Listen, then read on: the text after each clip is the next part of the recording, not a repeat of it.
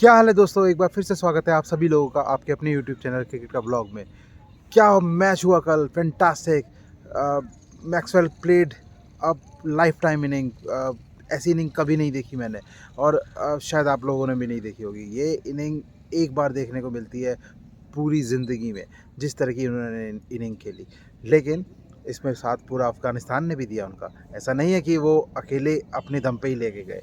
अफ़गानिस्तान ने जो जिस तरह का बॉलिंग बाद में किया, वो उनको सपोर्ट ही किया क्योंकि वो तो खड़ा भी नहीं हो पा रहा था ठीक से। चलिए बात करते हैं इस बारे में डिटेल में। तो कल जो मैच हुआ था वो था Australia versus Afghanistan and Afghanistan के लिए बहुत इम्पोर्टेंट मैच था।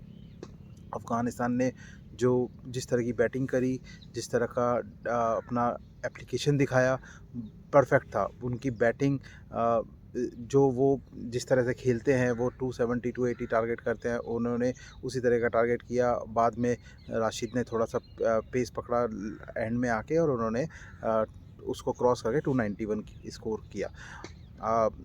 इब्राहिम जादरान ने फर्स्ट एवर सेंचुरी मारी किसी भी वर्ल्ड कप में। अफ़गानिस्तान की तरफ से कोई पहले बैट्समैन बने जिन्होंने सेंचुरी मारी और वो पूरा ओपनिंग से लेके लास्ट तक पूरे 50 ओवर खेले। हालांकि थोड़ा तेज़ खेल सकते थे लेकिन अच्छी बैटिंग रही अफ़गानिस्तान की। अकॉर्डिंग टू देयर टीम उन्होंने अच्छा परफॉर्मेंस दिया, कहीं पर भी उन्होंने थोड़ा पैनिक नहीं दिखाया, अच्छी परफॉर्मेंस करी। जब उनकी बॉलिंग आई, बॉलिंग में इतनी इतनी बेहतरीन बॉलिंग करी अफ़गानिस्तान के पेसर्स ने। उन्होंने ट्रेवल्स हेड को आउट किया, फिर मिशेल मार्श, वार्नर, उनको हवा ही नहीं आ रही थी कि किस तरफ बॉल जा रहा है। एक्चुअली इससे मुझे याद आया, जो ये जर्नलिस्ट है पाकिस्तान के फ़रीद, तो उनको मैं बोलना चाहूँगा या हसन रज़ा को कि आज क्या अफ़गानिस्तान को बॉल दे दिया था क्या वो वाला जो इंडिया को मिल रहा था स्पेशल बॉल, इसलिए वो अफ़गानिस्तान ऐसी बॉलिंग कर रहा था। बताओ बताओ इसके बारे में भी बताओ, आप क्या कहोगे? वो वाली बॉल शायद इंडिया वाले बॉल इनको दे दिया था, तो इसलिए वो इतना स्विंग हो रहा है। चलो आपका मैं सुनूंगा, देखते हैं आप क्या कहते हैं इस बारे में। तो फिर उसके बाद उन्होंने बॉलिंग किया, विकेट गिरते चले गए और 91 फॉर 7 हो गए। 91 फॉर 7 होने के बाद अब यहाँ से मैच को उठना, मैच बचना बहुत मुश्किल हो गया था। कोई कोई चांस ही नहीं था। Even when we were watching the match and we thought कि अभी यहाँ से बच नहीं पाएगा, अभी यहाँ से। और हो भी ऐसे रहा था, मैक्सवेल भी बहुत स्ट्रगल कर रहे थे उस वक्त खेलते हुए, क्योंकि उनको भी कभी बॉल अंदर आ रहा था, कभी बाहर जा रहा था और उनको समझ नहीं आ रहा था कि अब कैसे इसको टैकल किया जाए। स्पिनर्स का बॉल, राशिद ने चांसेस बनाए, नूर ने चांस बनाया, एक कैच छूटा राशिद की बॉल पर उनके कैप्टन से ही। दोनों दोनों के राशिद और कैप्टन के बीच में कन्फ्यूज़न हो गया कि कौन कैच पकड़ेगा और वो ड्रॉप हो गया, वो ओवर रन कर गए उसको। फिर एक एलबीडब्ल्यू किया, एलबीडब्ल्यू करने के बाद वो लग रहा था आउट है, लेकिन डीआरएस वही अगेन, फरीद साहब डीआरएस भी फिक्स कर लिया था यहाँ पर, इसलिए बॉल ऊपर जा रहा था। तो वहाँ पर फिर वो दोबारा से डीआरएस का वही पंगा हुआ कि लग रहा था नेकेड आइट से कि आउट है, लेकिन जब वो पिच हुआ तो वो मिसिंग हो रहा था स्टम्प से।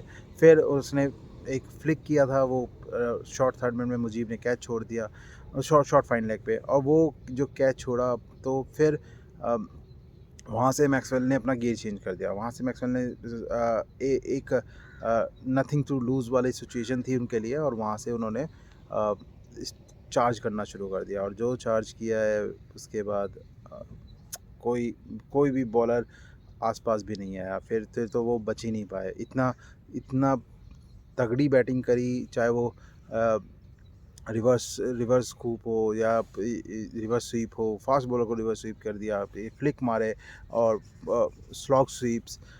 इंजर्ड हो गए थे, उनके क्रैम्प्स आ गए थे उनके पैर में, और उन पर चला नहीं जा रहा था। और 2-3 बार तो जैम्पा नीचे आ गए थे खेलने के लिए कि उनको लगा होगा कि शायद वो रिटायर हर्ट होंगे और मुझे जाना पड़ेगा। 2-3 बार आए, लेकिन फिर उनको वापस जाना पड़ा। और मैक्सवेल ने एक पूरी हिम्मत दिखाई, एक पैट्रियोटिक भावना दिखाई अपनी, और खड़े रहे अपने देश के लिए। और चाहे उनके पैर में कितना भी दर्द हो रहा हो, वो खड़े रहे और उसी तरीके से वो खेलने की खेले।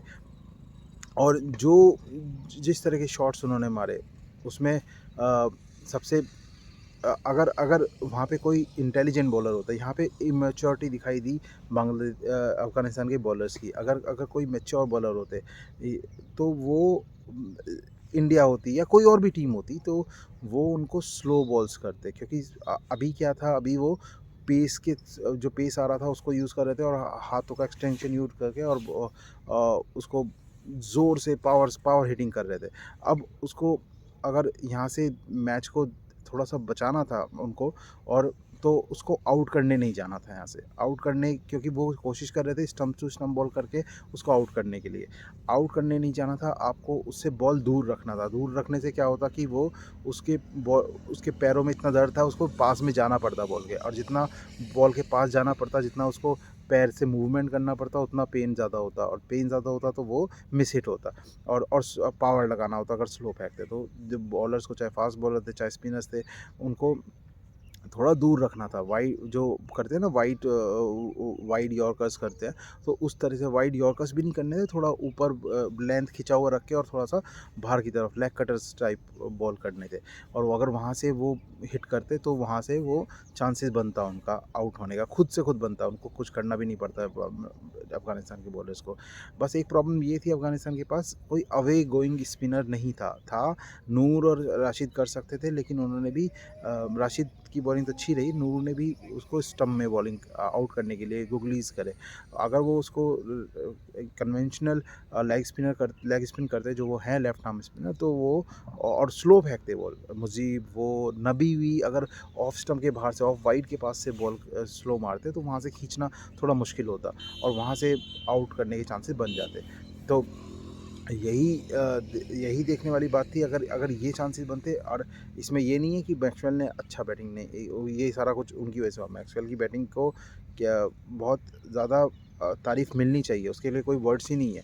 ये एक हीरोइक इनिंग है किसी भी बैट्समैन के लिए। ऐसे सपने देखते हैं, कोई भी क्रिकेटर सपना देखता है कि ऐसा हमें ऐसा चांस मिले और ऐसा परफॉर्मेंस हो हमारा, जो कि अ, एक बार ही देखा है ज़िंदगी में, ऐसा कभी देखा भी नहीं है हमने कि ऐसा हो सकता है। इस 91 पे एक है और उसने 200 मार दिया वहाँ से, और 200 रन ही चाहिए थे। तो 201 उसके अकेले के थे, और दूसरा बैट्समैन जो साथ में खेल रहा था उसने केवल 12 रन बनाए, वो भी 68 बॉल्स पे। और उसकी जो कमिंस जो खेल रहे थे उसको भी तारीफ़ करनी पड़ेगी, क्योंकि उसको पूरा भरोसा था मैक्सवेल के ऊपर कि वो बना सकता है उसको, लेकिन साथ देना था। अगर वो आउट हो जाता कमिंस वहाँ पर, तो फिर दूसरा बैट्समैन जो आगे आने वाले थे वो इतने कैपेबल नहीं थे कि वो आगे खेल खेल पाते, वो कभी भी आउट हो सकते थे। तो कमिंस की भी तारीफ़ बनती है यहाँ पर, और मैक्सवेल की जितनी तारीफ़ करें उतनी कम है, जिस तरह की बैटिंग उन्होंने की है। पता नहीं अब सेमीफाइनल्स में वो फिट हो पाएंगे नहीं हो पाएंगे आगे के लिए, लेकिन क्लैप्स फॉर हिम। और आगे अभी अब सिचुएशन ये बन गई है, साउथ अफ्रीका और ऑस्ट्रेलिया का सेमीफाइनल फिक्स हो चुका है। अब इंडिया भी एक फिक्स हो गई है, लास्ट टीम रह गई है जो बनेगी अब पाकिस्तान और न्यूजीलैंड में से। चांसेस अभी भी अफ़गानिस्तान के हैं, लेकिन बहुत ज़्यादा मार्जिन से उन्हें साउथ अफ्रीका को हराना पड़ेगा, और फिर उनके चांसेस बनते हैं। तो या चांसेस बनते हैं वो दोनों टीमें जो पाकिस्तान और न्यूजीलैंड दोनों हार जाएं और अफ़गानिस्तान जीत जाए, तब चांसेस बनते हैं। तो अभी भी अफ़गानिस्तान आउट नहीं है, लेकिन उसको भी अपने आप को लिफ्ट करना पड़ेगा, जो इस सिचुएशन से लिफ्ट करना थोड़ा मुश्किल होगा, जिस तरह के वो मैच हारे हैं। चलिए अब इसके लिए आगे देखते हैं कि आगे क्या होता है। आज मैच जो होने वाला है वो है इंग्लैंड वर्सेस नीदरलैंड्स का, जो कि इस टूर्नामेंट के लिहाज से इतना इम्पोर्टेंट नहीं है, लेकिन इंग्लैंड के हिसाब से थोड़ा इम्पोर्टेंट इसलिए है क्योंकि इंग्लैंड यहाँ से जीत के टॉप 8 में आना चाहेगा। उसके 2 मैचेस बाकी हैं, एक पाकिस्तान से एक नीदरलैंड से। अगर वो दोनों मैच जीता है तो वो टॉप 8 में आ सकता है। टॉप 8 में आएगा तो उसको चैंपियंस ट्रॉफी में खेलने का मौका मिलेगा। बस यही है। बाकी दोनों टीमें, हालांकि नीदरलैंड्स अभी आउट नहीं हुए टूर्नामेंट से, अभी उसके पास मौके हैं, लेकिन वो इन टीमों को हरा के आगे पहुंचना पड़ेगा, which is very difficult for them. तो अभी जो उनके पॉइंट्स हैं वहाँ से 4 पॉइंट्स हैं, उसको 8 करने के लिए दोनों मैच जीतने होंगे नेक्स्ट। एक इंडिया से है, एक इंग्लैंड से है, तो डिफ़िकल्ट सिचुएशन है उनके हाथ में, जो इम्पॉसिबल है उनके लिए जीतना। और इंग्लैंड के लिए तो अभी दोनों मैचेस जीतने हैं, और एक नीदरलैंड से एक पाकिस्तान से, और जीत के वो टॉप 8 में आने की कोशिश करनी है, क्योंकि ऑलरेडी एलिमिनेट हो चुका है। बाकी अगर आपको मेरे वीडियोस पसंद आ रहे हो, आप मेरे चैनल को ये वीडियोस को पसंद कर रहे हो, तो आप प्लीज़ सब्सक्राइब कीजिए, मेरी वीडियोस को लाइक कीजिए and support my channel to grow. Bye, thank you.